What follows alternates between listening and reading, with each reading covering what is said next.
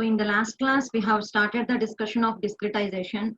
We have completed what is meant by discretization, and by using the discretization, how we are going to reduce the volume of the data. How the discretization is useful for the in the data preprocessing methodology.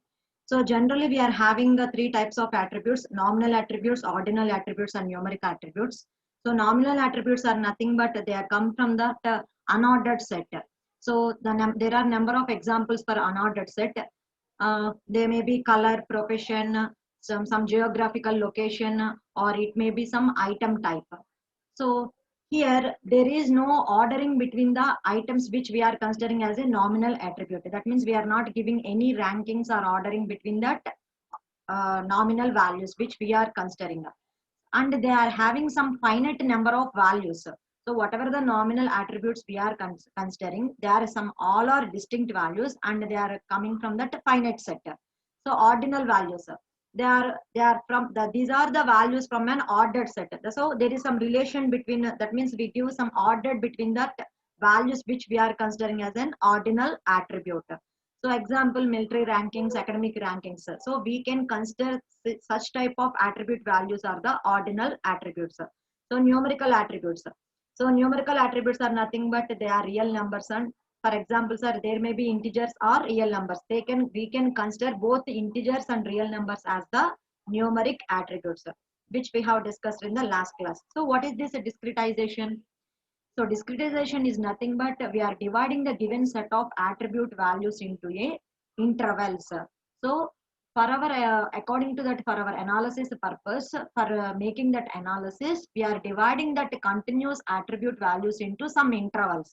Suppose based on that values, we can divide the intervals as 0 to 20, 21 to 40, 41 to 60. Like that we can divide the intervals, or we can divide that continuous attribute into some conceptual labels. That means, suppose if you take age attribute, we can divide that age attribute by conceptual labels. That means youth, middle-aged, and seniors. So discretization is nothing but we are dividing the range of that continuous attribute into some intervals like 0 to 10, 10 to 11 to 20, 21 to 30, like that, or we can divide them by using conceptual labels. So these interval labels can then be used to replace the actual data value. So whatever the actual data value we are having, these actual data values are replaced by that interval labels. So by doing this, what we are going to get the benefit? The benefit we are getting here, it is we are going to reduce the size, data size, by using this discretization, which we have discussed.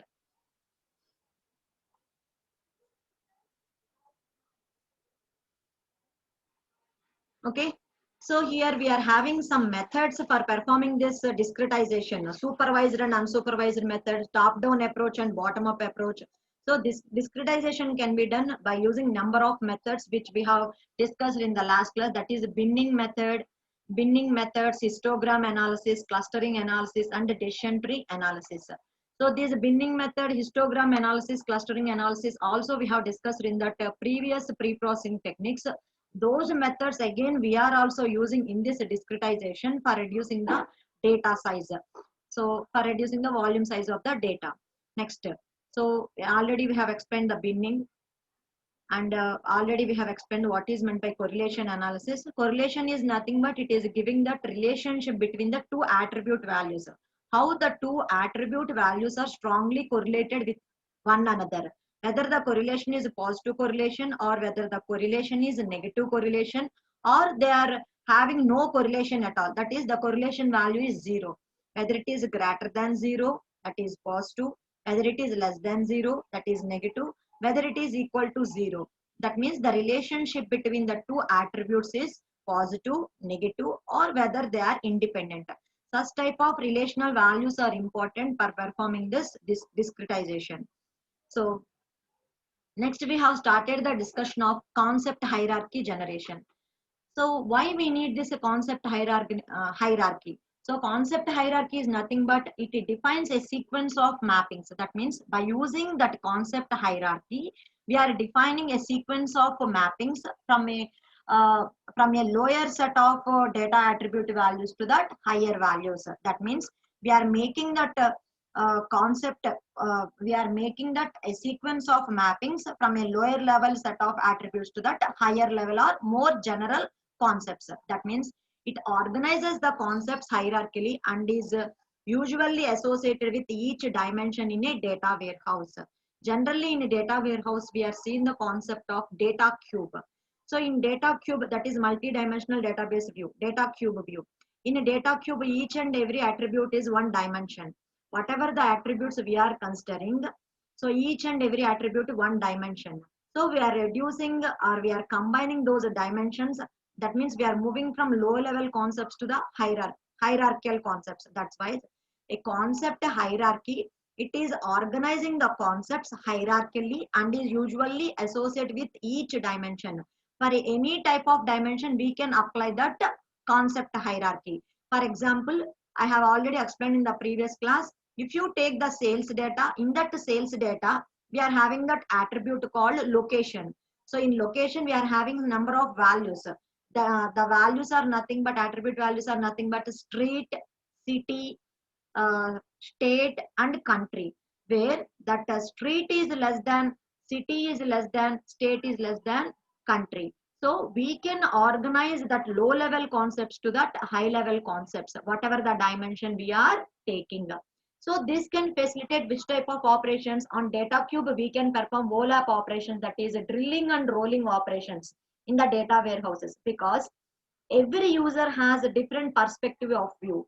So we can view the data in a different perspectives. So according to that user requirement, we can perform that analysis at a different abstraction levels with a different perspective view of that user. So we can perform that, we can view the data in multiple granularity by applying drilling and rolling operations. Next, how we are going to form this concept hierarchy. So recursively, we are going to reduce the data by collecting and replacing low-level concepts by high-level concepts. So what we are doing here, recursively, we are reducing the data size. How we are recursively reducing the data size? Wherever for a particular attribute, what are the low-level concepts? We are combining that low-level concepts and we are combining them, combining and replacing those low-level concepts by high-level concepts. That is, here I have given the examples such as youth, adult, age, senior. That means here we have taken an attribute called age.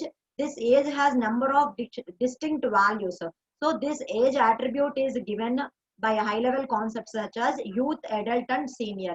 So this age attribute values are replaced by youth, adult, and senior. That is the thing. So here, in some cases, we can specify partial set of attributes. For example, if you take location, as we said, location has a number of attributes we have defined previously. That is street, city, country, and state. So instead of defining the total ordering of the attribute, I can specify only the concept like street is less than city. I am not specifying the remaining others. That is called partial set of attributes. So in that set, I am having number of attributes. Totally 4 attributes I am having. See here, street, city, state, country. Among these all, for a set of these attributes, I am specifying the relation only for a partial set of attributes. So this can also be, we can done. So generally, who can perform this? Who will define these concept hierarchies? So generally, if you specify these concept hierarchies manually, it is a tedious process and time consuming process. That means a person, a manual work cannot be done for this making of concept hierarchy, because in larger data sets, we are having larger volume of data. For that entire data set, we are not going to perform this manual preparation of concept hierarchies. So in some cases, we are performing automatic generation of that concept hierarchies at the database schema level itself. That means whenever you are defining that schema, at that schema level itself, we are performing that automatic generation of that concept hierarchies. That means automatic generation of hierarchies by the analysis of the number of distinct values. So whatever the attribute levels you are having, for that attribute levels also, we can perform that automatic generation. Okay. So generally, I can conclude here. A concept hierarchy is a total or partial ordering among the attributes in the database schema. That means if you take that location, here it is having different types of attribute values.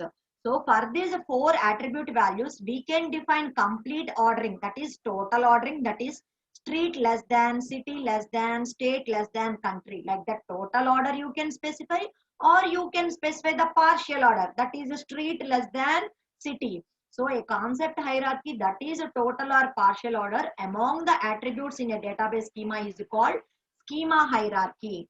Okay. So there may be more than one concept hierarchy for a given attribute. So if you consider any attribute, for that attribute, we can define more number of concept hierarchies also. So according to your requirement, according to that user's purpose or user's perspective of view, he can define more number of concept hierarchies. For example, one according to that one user perspective, he wants to define per price. So for price also, he is going to define more concept hierarchies like low price, medium price, high range, like that expensive. So the if you take that attribute price, for that price also I can define 3 levels. What are those 3 levels? Low level price, medium, moderate price or medium price, and expensive.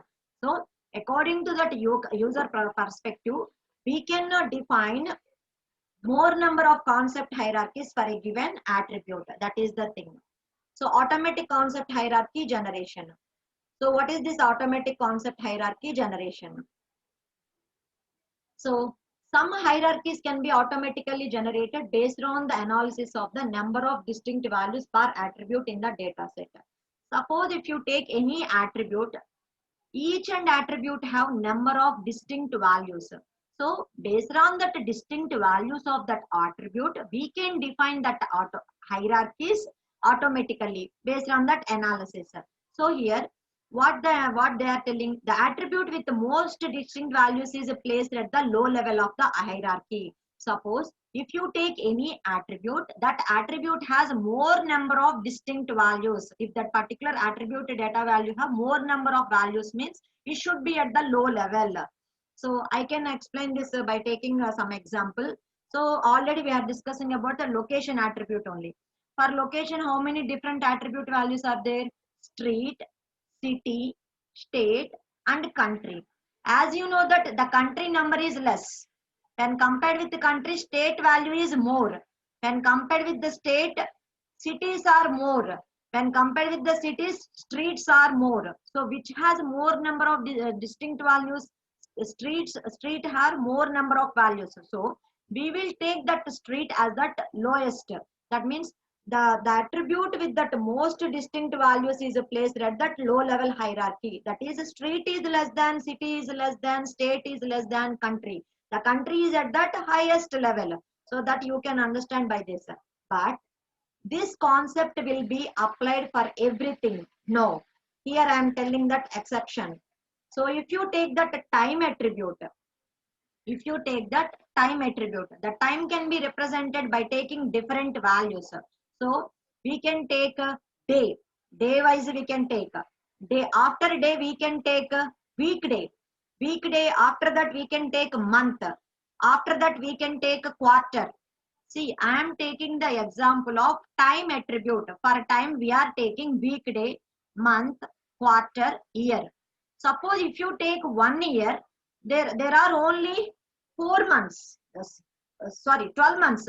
So how many quarters are there? 4 quarters. For an year, we are having 12 months.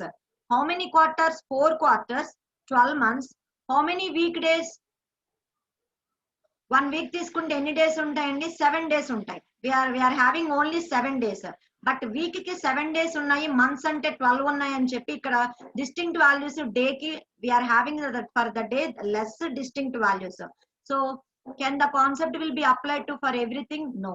So because we are having the month as 12 distinct values, it is having the highest value. So we can take month is less than, weekday is less than, quarter is less than, year. No, we can't take that. So there is an exception for this time attribute, which we have previously told. Have you understood what I said? Any one of you respond, have you understood? Yes, ma'am. Yes, Okay. ma'am. So there is an exception for the time attribute. So I'm moving to that next slide. So for this, what I have told here, I have represented in a diametric way. So if you take a country, there are only 15 countries. The country in a data for a particular database, there are only 15 different countries are there. So for 15 different countries, how many states are there for that particular database? 365 distinct states are there. So for this 365 distinct states, how many cities are there? 3,567 distinct cities are there. For this 3,567 cities, how many streets are there? 6,74,339 distinct values are there. So what the concept previously we told? The attribute having more number of distinct values, it should be placed at that bottom level. So it will be applied to all the most of the concepts. For if it is not applicable for the concept like time. Okay, as I have explained. Now, so if it is nominal data, see here we are having nominal data, numerical data, ordered data. So if you consider that nominal data, how that concept hierarchies will be defined. Here I have defined 4 things. We will explain each and every one. Specification of a partial ordering of attributes explicitly at the schema level. That means here, whatever the attributes we are considering, we have to consider the partial ordering of the attributes explicitly at the schema level. That means whenever you are defining the schema, at the schema level itself, you have to specify the ordering of that attributes. That means, for example, I have taken location example only because as far we are discussing that location example. In that location, different attribute values are what? What are the different attribute values? Street, city, state, country. So 4 different values. So, but I am not defining for the ordering of all the 4 attribute values. I am defining that street is less than city. Only particular partial ordering of that attributes only I have specified. So this is also possible for nominal data. We can specify the partial ordering of the attributes explicitly at the schema level. When you are defining the schemas, we can specify the ordering of that attributes partially at that schema level. That is the meaning of this, the first one. Next, specification of a portion of a hierarchy by explicit data grouping. Once again, specification of a portion of a hierarchy by explicit data grouping. That means a here we are exclusively defining, it is the manual definition. This is essentially defined by the manual. So that means manual definition. That means a portion of hierarchy, a man is considering this a portion of hierarchy, and we are defining that portion of hierarchy by manual definition. That means this is essentially a manual definition of a concept hierarchy. We can easily specify explicit groupings for a smaller portion of that intermediate level of data. So whatever the data set we are having, we are considering that intermediate level of data or portion of the data. For that particular data, we can easily specify the explicit groupings for that data. That means for that particular portion of the data, we are specifying the hierarchies. So when you want to specify that particular portion of the data, we have to exclusively done by that manual definition only. So when you want to require the things, when you want to specify a portion of a hierarchy by making that explicit data grouping, this can be done by using the manual definition. Next, the third one, specification of a set of attributes but not their partial ordering. That means here in this case, a user may specify the set of attributes forming a concept hierarchy. That means with what attributes you are going to form a concept hierarchy, that selection of set of attributes, that taking of that set of attributes is done by that user. That means a user may specify the set of attributes forming a concept hierarchy, but explicitly but not their partial ordering. We are not explicitly specifying the ordering of that attributes. That ordering will be automatically generated, but we are specifying that set of attributes. That means the system can then try to automatically generate that ordering of that attributes by defining that meaningful relation. By providing that meaningful relation, the system will automatically generate that hierarchies between that set of attributes which you have provided. So here what the user is doing, user is specifying only set of attributes, but he is not defining their partial ordering. The system will automatically generate the attribute ordering so as to construct a meaningful concept hierarchy. It is going to construct a meaningful concept hierarchy. Who will doing this? The system will automatically generate. Next, specification of only a partial set of attributes. In some cases, the users may not have good idea or enough idea or knowledge about that ordering of that attributes. Once again, I'm telling specification of only a partial set of attributes. That means in some cases, the users knowledge is inefficient. Users have not good knowledge in specification of the specifying that set of attributes. So in that case, user is not taking the part. It allows mining at multiple levels of abstraction, which is a common requirement for data mining. That means the user is not specifying anything, only the system will automatically generate the things. So because of that less knowledge of that user, which he is not able to do the things. That means the user may have included only subset of attributes, given attributes, but he is not doing anything in this part. So how we are going to define that concept hierarchies for nominal attributes we have defined. Already we have discussed the concept hierarchy generation for numeric data. So we are having three types of data for numeric data and nominal data. So here concept hierarchy generation numeric data is the same as discretization process. So again, how we are performing that discretization by using binning methods, histogram analysis, clustering analysis, and another one is the entropy based discretization. So entropy based discretization means here we are taking the sample, we are dividing the samples into two subsamples by based on some condition entropy formulas. By using that entropy based formulas, we are performing that discretization. I am also telling this only this entropy based discretization. As far we have discussed, so far we have discussed the binning methods, histogram analysis and clustering analysis. The same concept can be applied for concept hierarchy generation for numeric data. So if you have asked the question, explain the concept hierarchy for all the different types numeric data and as well as nominal data. So already for nominal data, I have explained that four side headings. You have to write that concept. For numeric data, you have to put these side headings and you have to explain these things. You know what is meant by binning, histogram and clustering.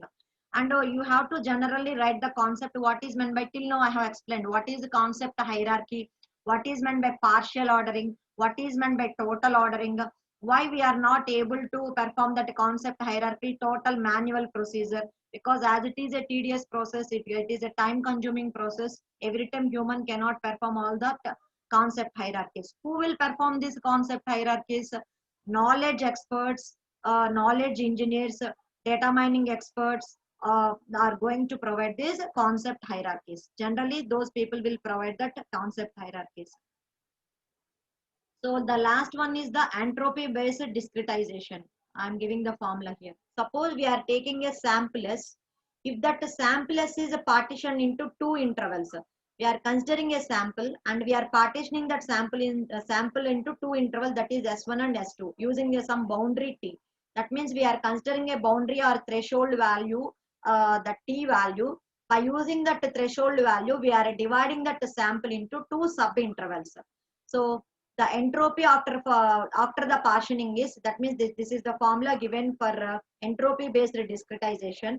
E of S comma T is equal to mod S1 by S, where S is your total sample, S1 is your partition, into entropy of S1 plus S2. S2 is the another sample divided by your total sample into entropy of S2. By using this sample, we are going to get that discretization or partitioning of your total set. So S1 and S2 correspond to samples in S satisfying the conditions. So what is that boundary purpose? The boundary is going to be that it minimizes the entropy function over all possible boundaries is selected as a binary discretization.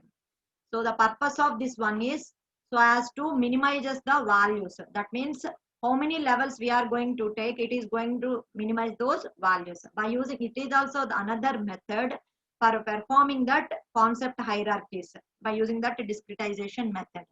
So this is about total concept hierarchy. So what is meant by concept hierarchy? What is meant by partial order and total order of concept hierarchies? How can we generate automatic concept hierarchies at the schema levels? If any attribute has more distinct values, in some cases we will take that attribute with more distinct values at that lowest level, and the attribute with less number of distinct values at that highest level. But this concept is not applicable to all the attributes, exception for time attribute. So for nominal data, what are the things we have to consider? For numeric data, what are the methods we have discussed? So with this, I am concluding that second unit. So what is the second unit? So far we have discussed the various data pre-processing techniques. So what is the purpose of data pre-processing? Because we can't perform that analysis or we can't apply the mining algorithms on the raw data. Whatever the data we are taking for doing that analysis, that the data should be in a consistent format. So for making that data in a consistent format, we are making some pre-processing, we are applying some pre-processing methods. So we have discussed so far so many pre-processing techniques. The data cleaning methods, by applying the data cleaning methods, we are removing the noisy data, missing values, any inconsistencies are there, we are removing that inconsistencies. So what are the methods? We have discussed the various methods for the data cleaning. Thereafter, we have discussed the data integration methods. So when you are combining the data from the different multiple sources, each database contains the data in a different format. So when you are combining into a single repository, so how to store the data in a consistent format? What are the various integration methods we are having? So we have discussed that integration methods. Later we have discussed the dimensionality data reduction technologies. So in data reduction technologies, we have discussed dimensionality reduction, numerosity reductions, and data compression. So in that also various methods we have discussed in the previous classes. Later we have discussed the data transformation and data discretization. With this, I am concluding that data pre-processing techniques. So if you now we are going to discuss about that mining frequent patterns, associations, and correlations. So what is meant by mining frequent patterns? So what are that association rules and what are that correlations? So before entering into that actual details of that particular concepts, first of all, we will understand that basic terminology which are required for this chapter. So what is meant by frequent pattern analysis? So why we are doing this frequent pattern analysis? What is meant by frequent pattern? A pattern is nothing but it may be a set of items, it may be a subsequences, or it may be a substructures or etc. which occurs frequently in a data set. So any pattern which is going to be occurred, that means which is going to be occurred or repeated more number of times in a particular data set. Suppose if you take any retail store or grocery store database, they are having number of transactions day to day, they are having number of transactions. Suppose if you take 1 month transactions, in that 1 month transactions of that grocery store, you can observe the certain things. So if you observe a particular set of items are bought together, so if you are going to analyze the things in that way, we will go for this frequent pattern analysis. So the concept is required for analyzing such type of concepts. So a frequent pattern is nothing but a pattern which occurs frequently in a data set. If you take any transactional data set, a pattern which is occurring number of times is called a frequent pattern. So the pattern may be a set of items. Set of item means number of more than one items, group of items. That means you can take you have already done in the lab number of times. Bread and milk and bread, these are the combination of items. So these set of items are bought together number of times. So those are called set of items. Subsequences. Subsequences means a subsequence is nothing but a sequence of items that are purchased together. That means if you go for an electronic goods shop, a person first of all he has purchased a PC. Later, when you observe that purchasing of that particular customer, later he is going to buy antivirus or any hardware or any software like that. So these are the sequence purchases of a particular customer in electronic goods shop. So what are these are called the subsequences. After buying a PC, when you are going to buy antivirus, any hardware, software, some like that, memory cards, like that. So whatever the set of sequence of items you are going to buy, that is called a subsequence. Substructure. What is that substructure? A substructure is nothing but it comes from the set of items and subsequences, or we can represent it as a structure or a subgraph or a sublattice. So these things that occurs frequently in a data set.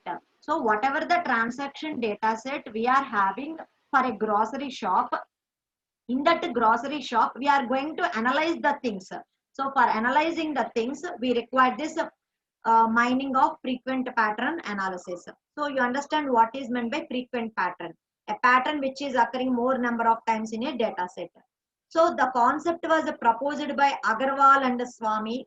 So one another person, I is also there, some another scientist. All these three names are AIS. In 93 they have proposed this concept. So three persons has proposed this concept of frequent pattern analysis in the context of frequent item sets and association rule mining.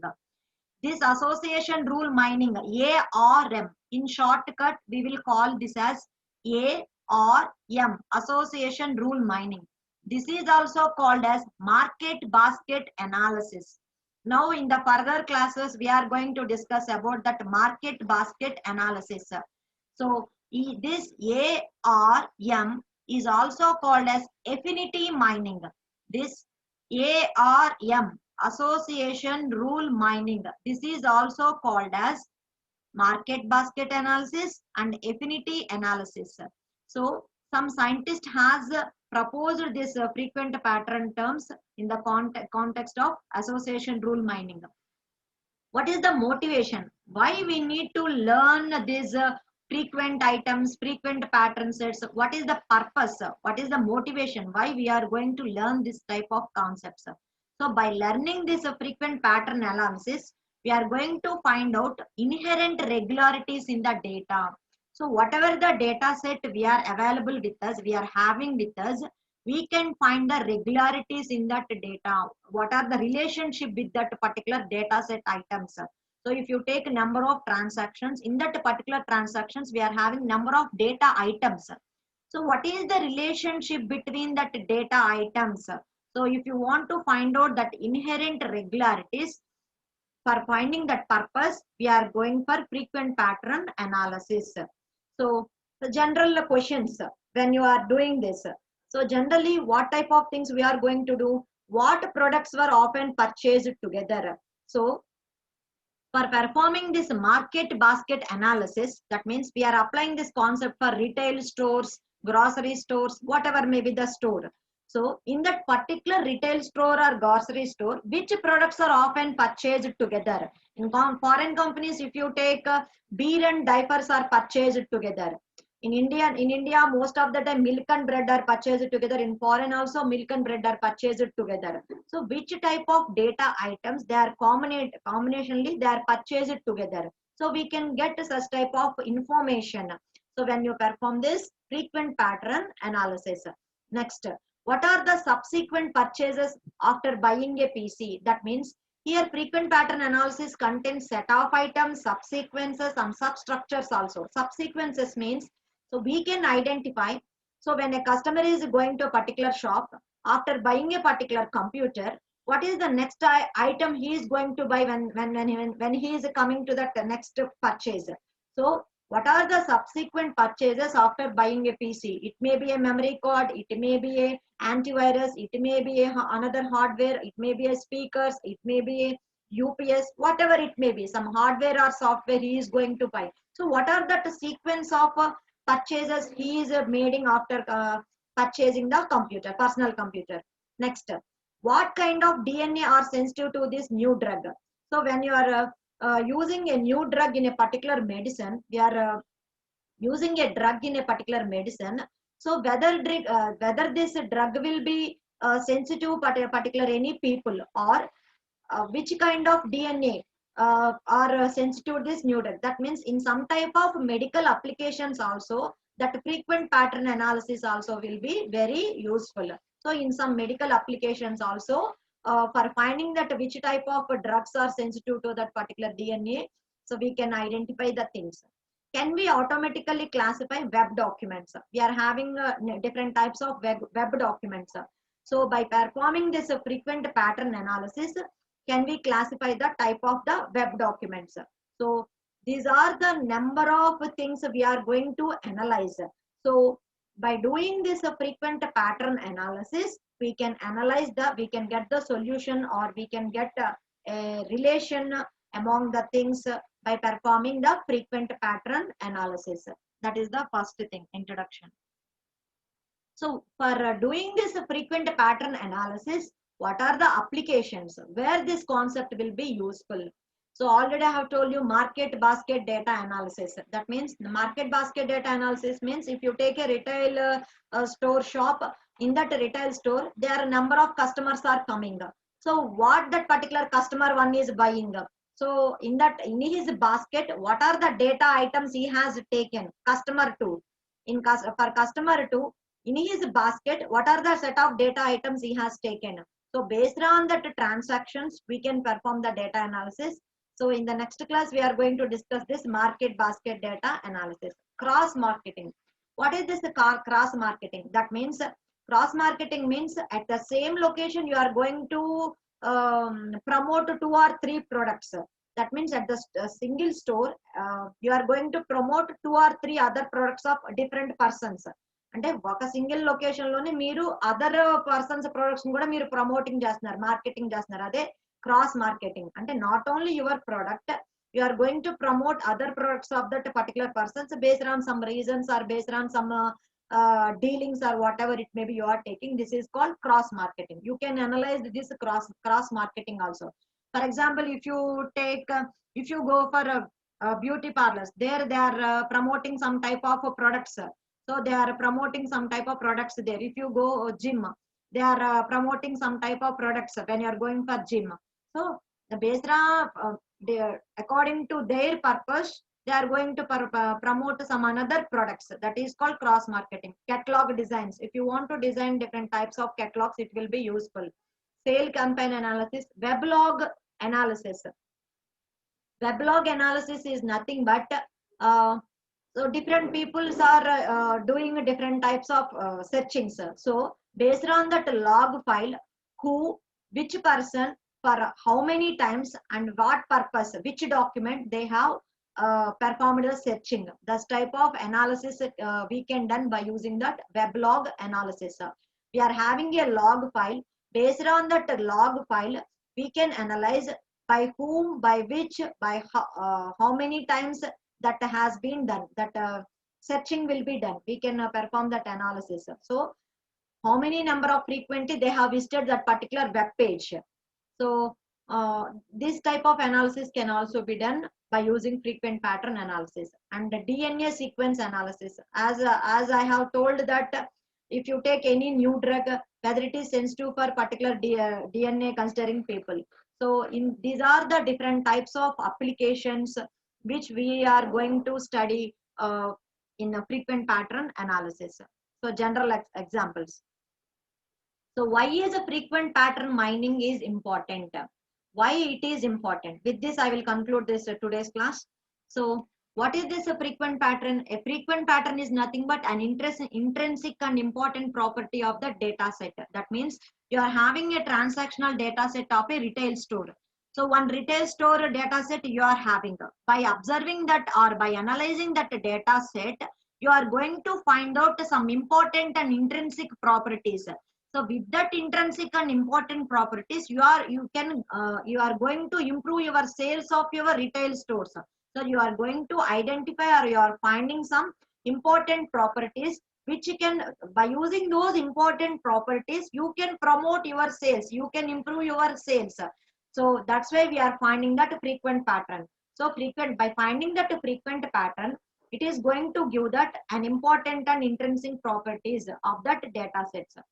So it will be helpful for many data mining tasks. So when you want to apply the data mining tasks on different types of data sets, this frequent pattern mining will be helpful. This is the foundation thing for doing this essential data mining tasks. So wherever it will be helpful in association analysis, correlation analysis, and casualty analysis also, this frequent mining is important. So in which application areas it will be helpful for doing frequent pattern mining. So for performing data mining task, this frequent pattern mining is important. For performing association and correlation relations, this frequent pattern mining is important. For performing sequential and structural patterns, again this frequent pattern mining will be helpful.